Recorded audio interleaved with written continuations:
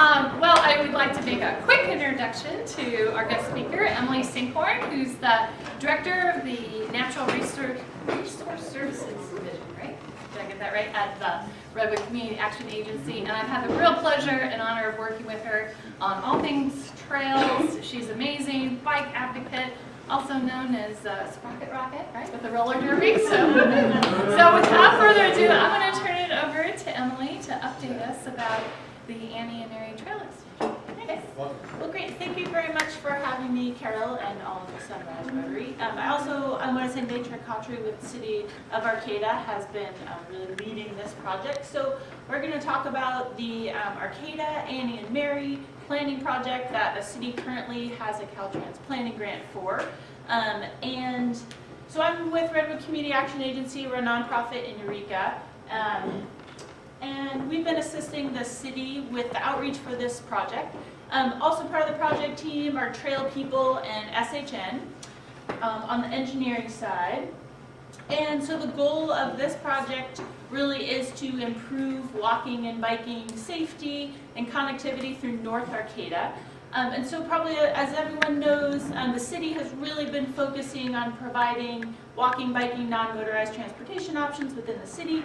And one of the ways that research really shows that helps people to be able to try bicycling or walking, even more so have separated trails. And so the Humboldt Bay Trail North and with the City Trail and Foster Avenue Trail, as we've probably all seen, has really provided places where families can have fun outside in a safe place, and also provides opportunities for commuting and bicycling for transportation. But currently, the trail ends at the skate park and at the Sunset Avenue overpass. And that's a really busy area, and a lot of students are walking or biking or driving across the bridge, across the overcrossing at Sunset to get to HSU. And also, just as we're looking further north, sorry, I'm sort of jumping ahead, but this is the project area. So I've been talking about the skate park down here at Sunset Avenue, and really looking at options for how people can get back and forth between the Valley West area and the Aldergrove Industrial Park and downtown Arcata. And so we know there's a lot of vibrant activity happening in the north part of Arcata, but it's kind of, as far as a transportation perspective, it's really cut off from the other parts of the city. With 101 and 299, there's some barriers and challenges if you're looking to walk or bike from Valley West down into the rest of Arcata. And also there are a lot of businesses and employment centers up here in Aldergrove. So this has been the project area for this project. Let's see. Oh, so where are we kind of in the project right now? In early February, we had a first round of community outreach and heard from community members and people that work and live in the area. What are the challenges? What's working well right now? What are some of the opportunities for walking and biking connectivity? And so now we've received a lot of input, and now the project team is working on developing some preliminary improvement concepts to then take back to community members to get feedback at more of the mid-end of April. And so probably soon you'll see some outreach about that, but we're going to be hosting a workshop in Valley West and also have a pop-up demonstration of what kind of some trail improvements could look like around the Arcata skate park area. And we'll have at that point, I'll talk a little bit more about that. So those are coming up at the end of April, and then hoping to have the study completed really by the end of the year. So this is called the portion, or Arcata's portion of the Annie and Mary Trail, because the Annie and Mary Trail has been envisioned as a regional trail to connect Arcata and Blue Lake since 1997, which is, I think, maybe one of the last times that a train ran on the rail corridor that is the Annie and Mary Rail Corridor. And so this rail corridor connected with the main north-south Northwestern Pacific line and went along the Mad River through Glendale, over to Blue Lake, and to the mill at Corbell. And the Friends of the Annie and Mary Rail Trail have really nonprofit. They've really been proponents and champions of this trail for a while. But I did want to point out that Arcata's portion is within city limits, but there's really a recognition that whenever you are constructing a project like a trail project, it's really helpful to have a family-friendly destination at the end. And so right now, one of the ideas is to expand this project to look at trail planning to get us to the Humboldt Bay Municipal Water District's Park 1 that's on the Mad River. There's great river access there. It's used for passive recreation, and it would provide a great destination. And we've heard that so far in the outreach, so kind of stay tuned for that. And here's just a picture of, wouldn't it be nice to have a direct connection from the city to the Mad River. And then at the end, I'll talk about some projects happening for the Andy and Mary Trail in Blue Lake. So, great. Let's see. So here's the Andy and Mary Trail, and this is really just to show what, here's Arcata's portion that we're working on. And then just to think about how does this connect with our vision for our connected trail system around Humboldt Bay. So the blue is Humboldt Bay Trail North. The Humboldt Bay Trail South project that the county recently received construction funding for, that will be going to construction in 2021. Super exciting to connect between Eureka and Arcata. Eureka has completed its waterfront trail, and with the recent passage of SB 1029 that has really been championed by Senator McGuire, there remains other opportunities perhaps for multimodal transportation use of the NCRA rail corridor. So just to kind of put this in context, and lots of clicks, great. Okay, so wanted to briefly just touch on what are the existing conditions in the project area. And as I was saying with Valley West, it's quite challenging to get, this is the Valley West area, here's 299, here's Giantoli Lane overpass over to West End Road and the Aldergrove Industrial Park and Erickson area. And Giantoli Lane has no sidewalks and not a bike lane. There's a lot of people coming off and on of the highway.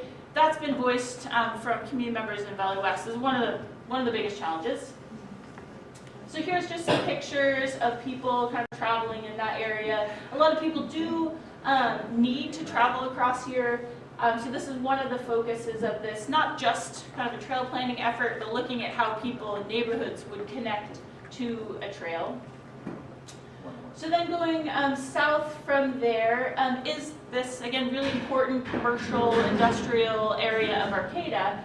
And so as far as with trail planning, we're really making sure that if a trail goes through this area, it's serving businesses as far as employees being able to get to school, but we're also making sure to plan this really carefully going through industrial areas.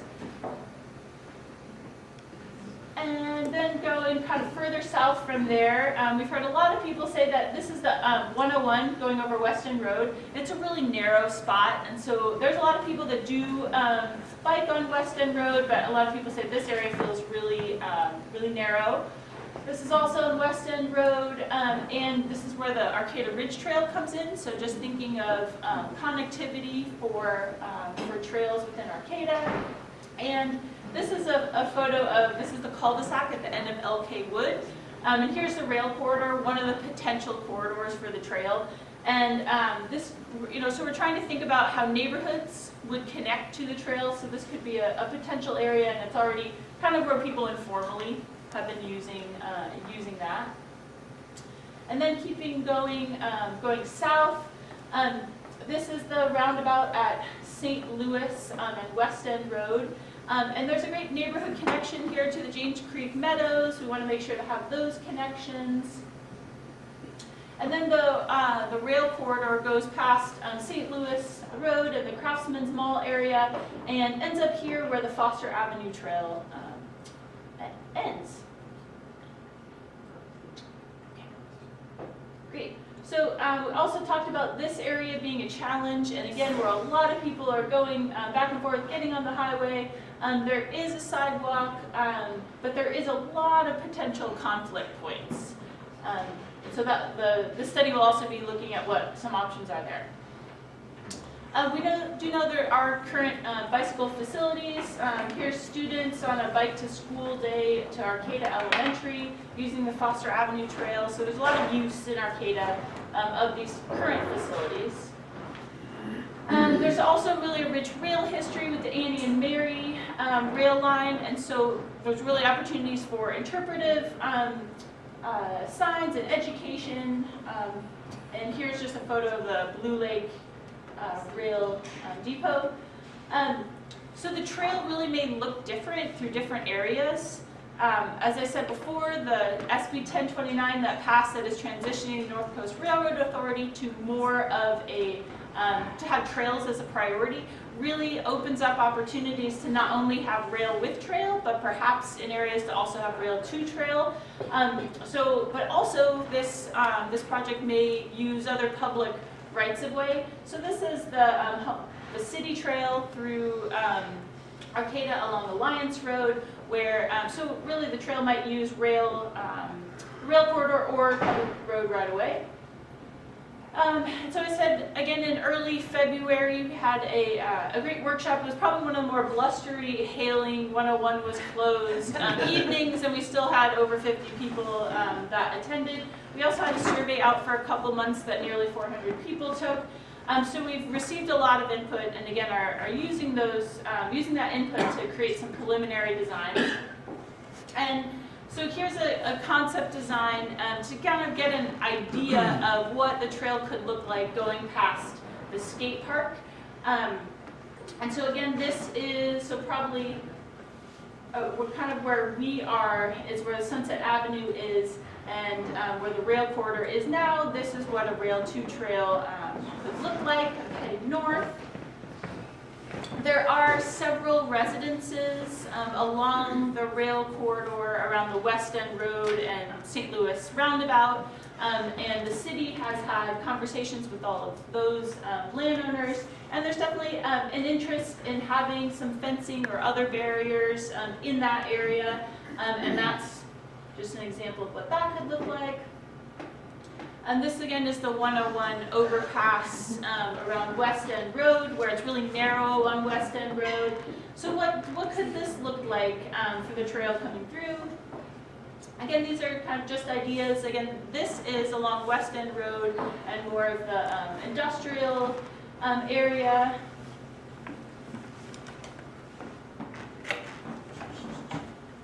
Okay, button is maybe not working anymore. Not my fault.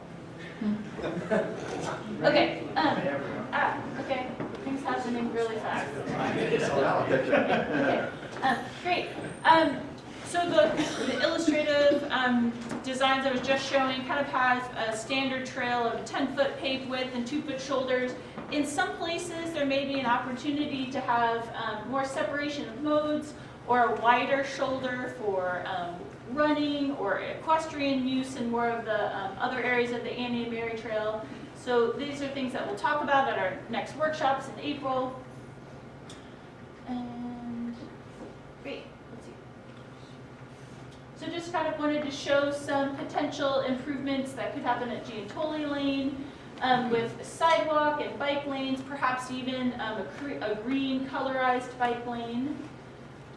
Running through this quickly because I know I'm probably running out of time. Okay. Very sorry. Okay.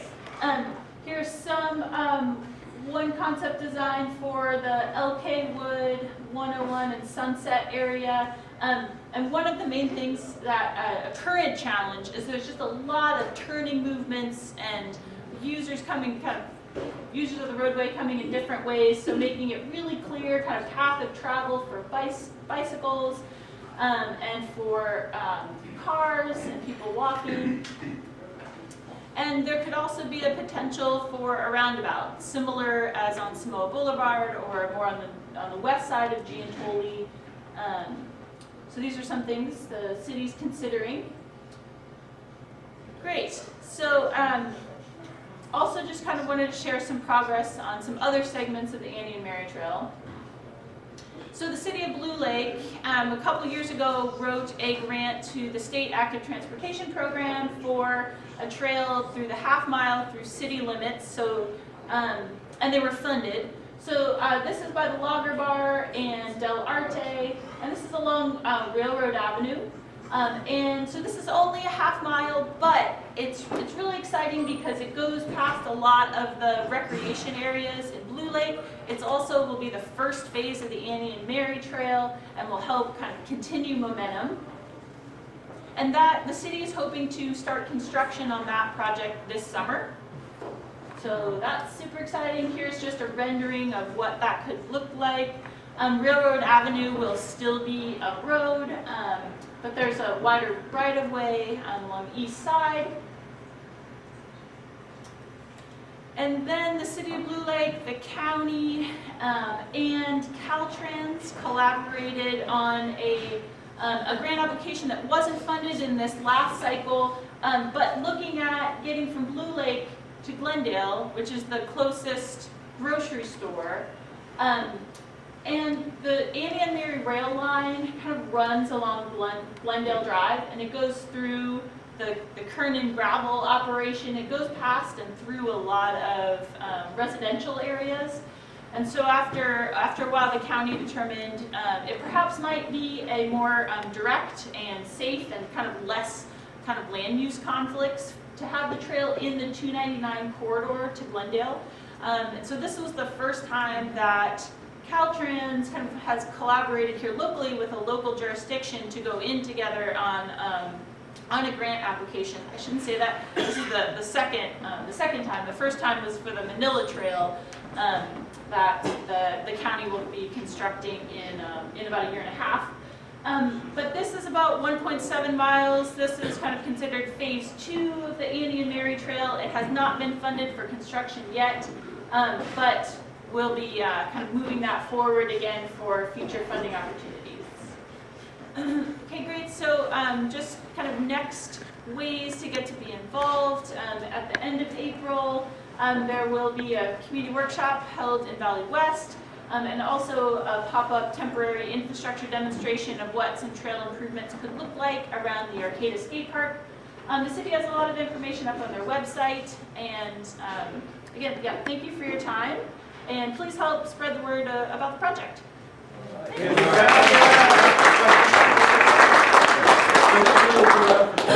Afterwards, thank you so much, and hopefully we hear from you again with updates. In honor of you, not so fast. Speaking with Dave, we made a donation in your name to the Wheelchair Foundation, where we raise funds for wheelchairs in rural areas where you wouldn't otherwise have access to. So, thank you very much.